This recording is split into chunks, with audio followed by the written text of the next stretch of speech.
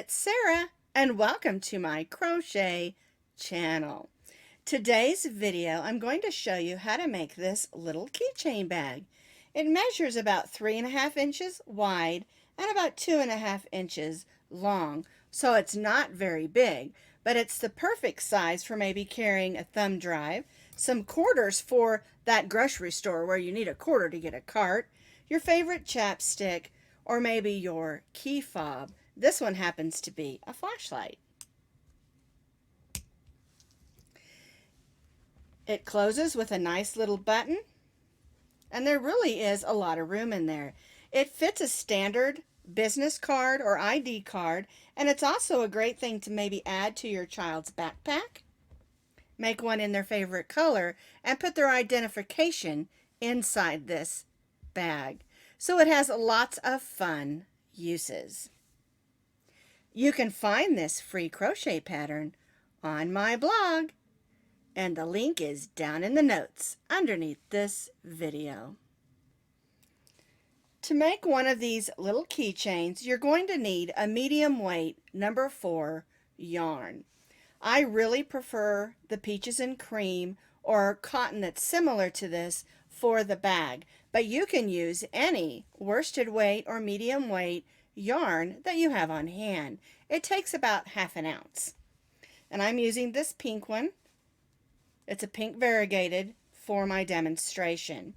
You're also going to need some sort of a hook and a key ring. Now this one, I had a key ring already attached to the fob.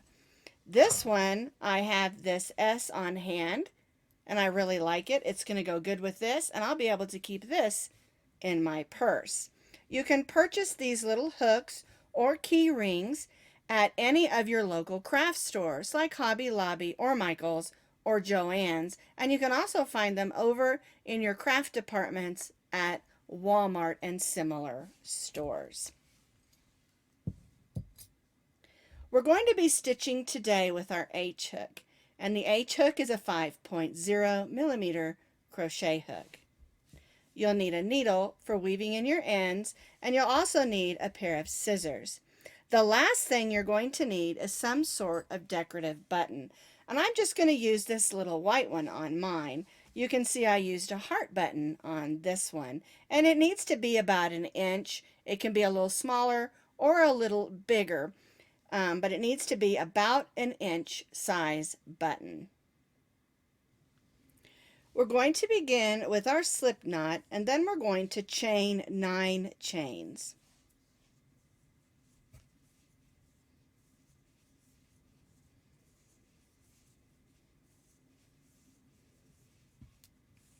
Now, these beginning 9 chains need to be a little bit loose because we're going to be stitching on this side and then come around and stitch on this side. And so you don't want your chain to be so tight when we're stitching on both sides that you can't get your hook in. So just keep that in mind, just to loosen up just a little bit on those first 9 chains. All right, so now what we're going to do is we're going to place a single crochet in the second chain from the hook. There's 1 and 2, and we're going to place 2 single crochets in that second chain. So there's 1 and 2. Then we're going to stitch 1 single crochet in the next 6 chains. 1, 2, 3, 4, 5, and 6. And that leaves 1 chain left, and we're going to place 2 single crochets in that last chain.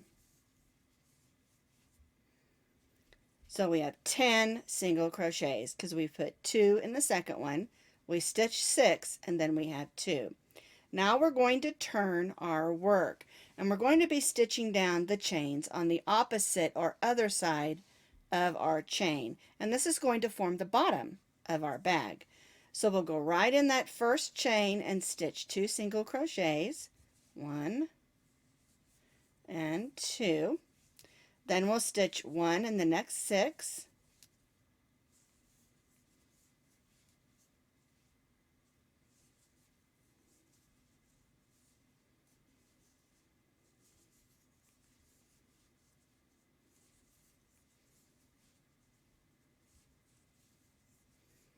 And that leaves us our last chain, and we'll stitch 2 single crochets in that last chain. We'll join to the first single crochet with a slip stitch and chain 1. And this is the way your row 1 should look. We've stitched on the front and the back of those 2 sets of loops to form the bottom of our bag. For row 2, we're going to place 1 single crochet in each of the single crochets, working all the way around. So we'll place 1 in that first single crochet and 1 in each of the single crochets, working all the way around the bottom of our bag.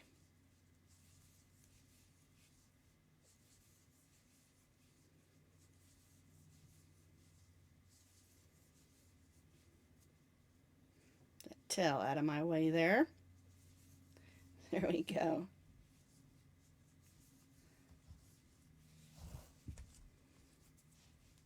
And coming around the corner might be a little bit tricky, but it's okay. It's going to curl up just a little bit because this is going to start forming the side of our bag. So it should curl up just a little. See how that's coming up there? That's exactly what we want it to do.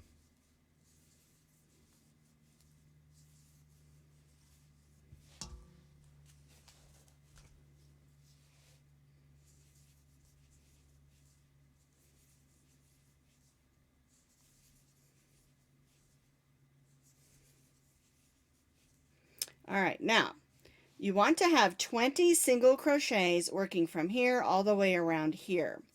And it's real important that you don't join to the chain 1. If we join to this chain 1, we're going to end up with 1 extra stitch. And so we want to join to the first single crochet with a slip stitch and then chain 1. And you should have 20 single crochets working all the way around row 2. Now for row 3, 4, 5, 6, 7, and 8, 6 more rows, we're going to repeat what we just did. We'll go in our first single crochet and then stitch 1 single crochet in each of the single crochets around, and then we'll join to the first single crochet, chain 1, and repeat until we have a total of 8 rows.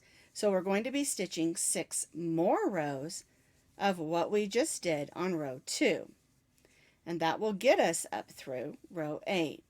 1 single crochet in each single crochet around, join to the first single crochet with a slip stitch and chain 1. And like I said, we're going to repeat this up through row 8.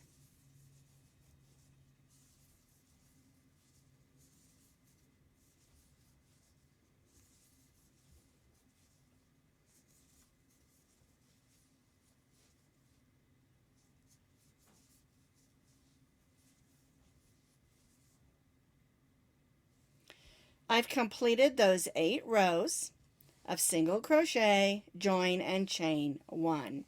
Now we're going to make the flap and add the button.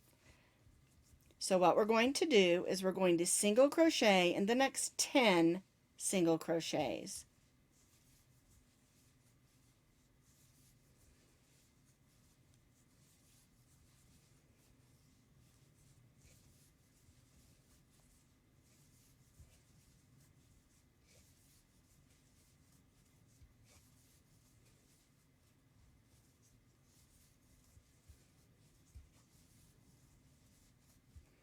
Now we're going to chain 1 and turn, and this is going to become the flap that comes over our bag. We chained 1 and turned, and now we're going to place 1 single crochet in those 10 single crochets.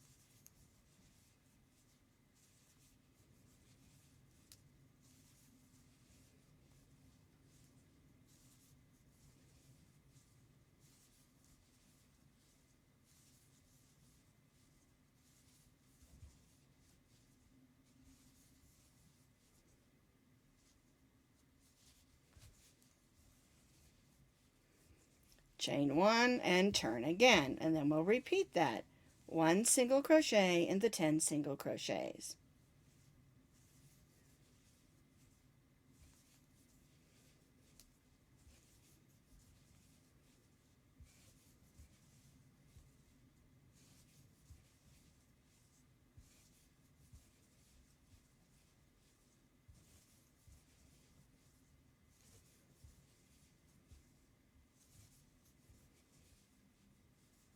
Chain 1 and turn. So now we've done 3 rows with 10 single crochets. And on the next row we're going to begin decreasing just a little bit. We're going to stitch the first 2 single crochets together. So we'll go in the first single crochet and pull up a loop. Then we'll go in the next one and pull up a loop. Yarn over and go through all 3 of those loops. Then we'll single crochet across in the next 6. There's 3, 4, 5, and 6. And then we'll stitch these last 2 together like we did on this side. So we'll go in, pull up a loop, go in the next one. There we go. Pull up a loop, yarn over, and go through all 3. Chain 1 and turn, and we're going to repeat that. Stitch the first 2 together, and of course now we'll only have 4 stitches instead of 6 in between.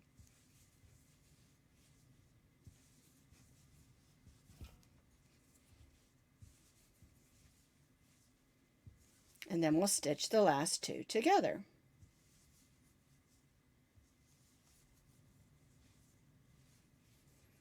Chain 1 and turn. Now on this one we're going to do it just a little bit different because we're going to add a loop, and that loop is going to be our button loop. Alright, so we'll stitch the first 2 together,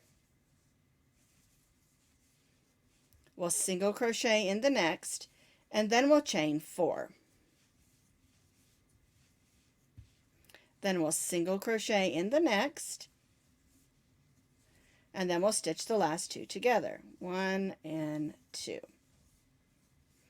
Alright, and so that's going to be our button loop.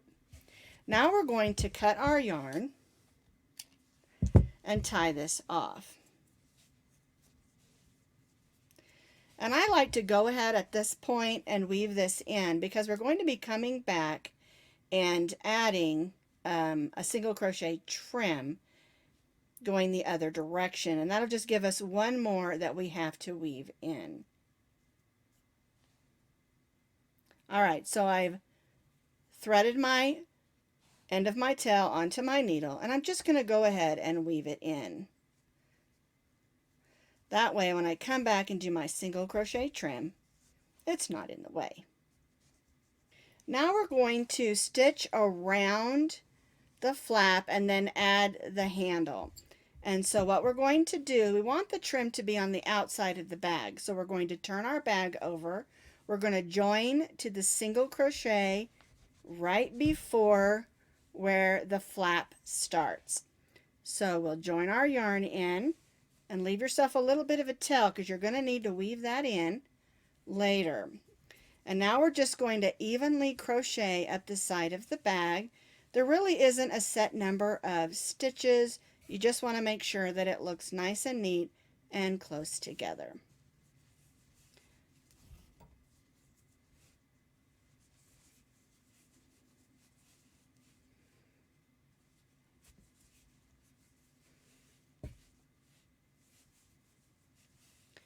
Alright, so I'm going to put one right before where that little loop starts. And then we're going to go in this chain 4 loop and stitch 4 single crochets around that chain 4 loop. So there's 2, 3, and 4. Alright, and now I'm just going to work my way back down this side of the flap.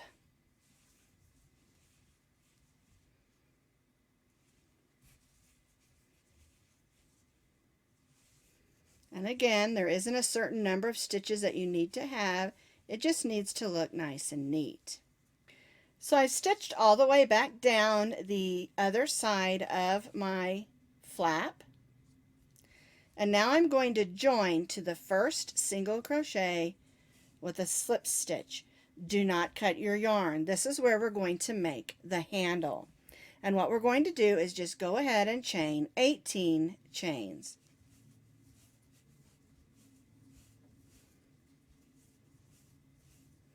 There's 10. Whoops. All right, I think that was 18. And the truth is, if you want 19 or 20 or you want 16, it's up to you. All right, so what we're going to do is we're going to go ahead and push the flap down. We're going to go behind, and then we're going to join, move that yarn string out of the way, and we'll join right to that first single crochet between the flap and the edge, and we'll join with the slip stitch. And again, I loop there. You want to leave a good amount of yarn because we're going to weave that in. So we'll go ahead and tie that off. And now we're going to weave this in. And we want to make sure that that handle is on nice and tight. And so I'm going to make a couple of stitches. There we go. And then I'm going to use this string where I joined to make the trim on the button flap or the bag flap and tie a couple of nice knots. And I know in crochet we're not supposed to tie knots, but for this one I'm going to because I want that handle to stay put. It's going to get drug all over the place probably or hung from the mirror, and so I want that to stay put. All right, so let's go ahead and close our flap. There's our bag with our bag handle. And so the last thing we need to do is add our button. I've already put about 12 inches of yarn on my needle, and I'm going to put my flap down so I can see exactly where I want to put my button. And what I do first is I go around and make a loop. When I'm going to sew a button on that's going to be used as a button and not just decorative, I like to add that extra little loop. For some reason, I think it just holds better. It's just a preference. All right, now my buttonholes are a little snug. There we go. Now I'll come back through. And it's a good idea, if you can, to go through stitches and not the holes when you're sewing on your buttons. It's just going to make it a little bit more sturdy. There we go. All right, I'm going to take my hook and I'm going to grab that piece of yarn that I left and pull it in. All right, so let's turn it wrong side out here. Now, normally I would probably sew a few more loops until it was on there nice and snug, but this one's just for me, so, and it's going to stay put. It's kind of up to you how many loops you want to do. I usually tie 3 knots and clip it. All right, so now my button's on. It's going to stay put. Here's my handle. And then you can just take whatever you're using as your keychain and just stick it right on that handle. You want it to go through, not through the loops, or you'll tear those loops. And so there is my key ring bag. And I'm real excited about it because I'm going to put my favorite chapstick in. I'm going to put a couple of quarters. And now I can stick this in my car or hang it on my mirror, or just stick it over the stick shift in the middle where I change my gears so that I can always have a couple of quarters and my chapstick with me all the time.